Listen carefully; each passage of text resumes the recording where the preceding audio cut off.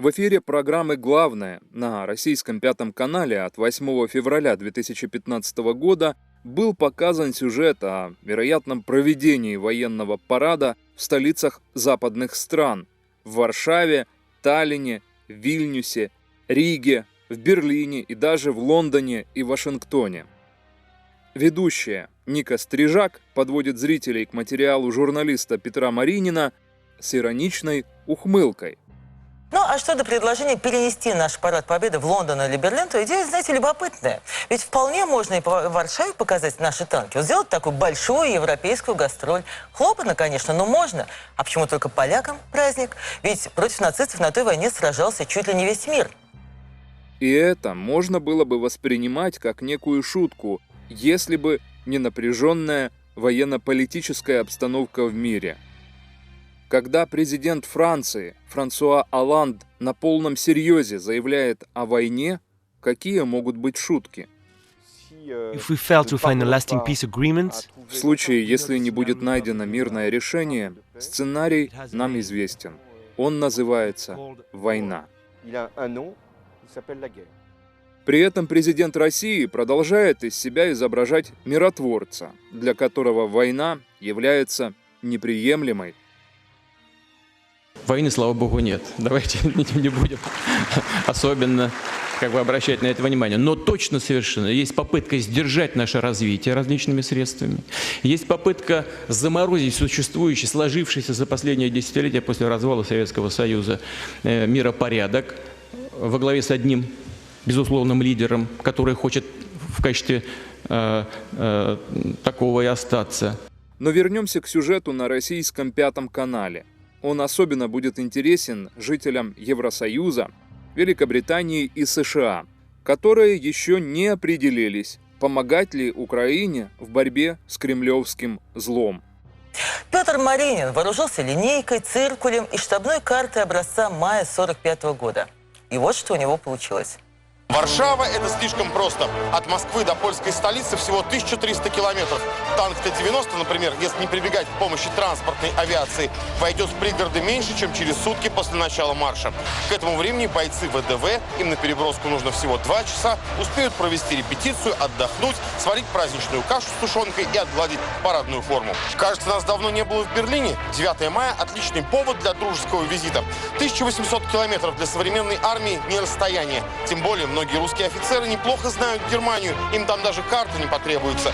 Главное, чтобы они на автомате не заняли наши военные городки, которые после объединения ФРГ и ГДР достались немцам.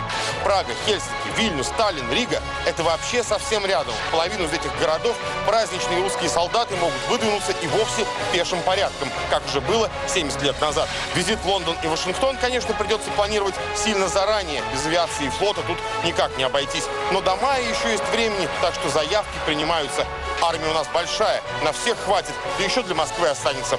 Жалко только, что наши западные партнеры не смогут своими глазами посмотреть на Искандер и Сатану, ведь их за пределы России можно доставить только по воздуху. При этом на том же Пятом канале чуть ранее, но уже в выпуске новостей, вышел сюжет о том, что РФ наращивает вооружение и в этом году увеличит свою мощь на 20%.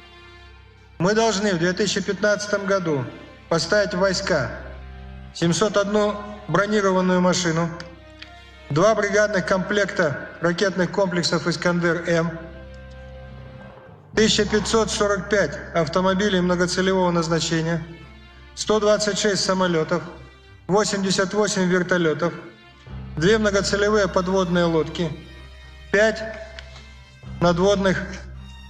боевых надводных кораблей.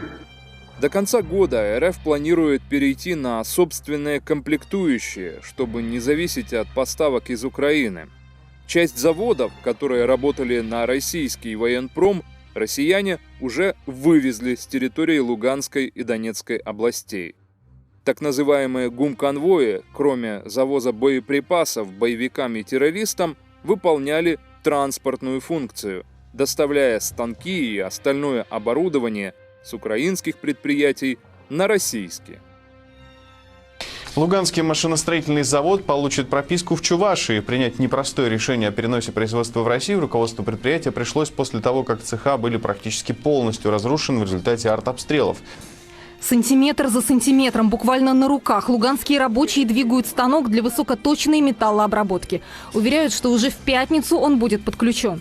12 лет компания из Луганска работала в основном на российский рынок. Потому и эвакуироваться вместе с коллективом и оборудованием владельцы бизнеса решили в Россию. На 2015 год армия РФ наметила большое количество так называемых учений. К чему подобные военные маневры привели на востоке Украины, мы уже убедились. Особое внимание в этом году будет уделено боевой готовности войск. Запланированы сотни внезапных проверок всех военных округов. Эта практика уже доказала свою эффективность и, так сказать, на деле показывает реальные возможности российских вооруженных сил. Кульминацией подготовки военных станут масштабные сентябрьские учения «Центр-2015». Участие в нем примут почти все виды войск. Для Национального центра обороны, который открылся в конце 2014 года, эта тренировка станет своего рода боевым крещением.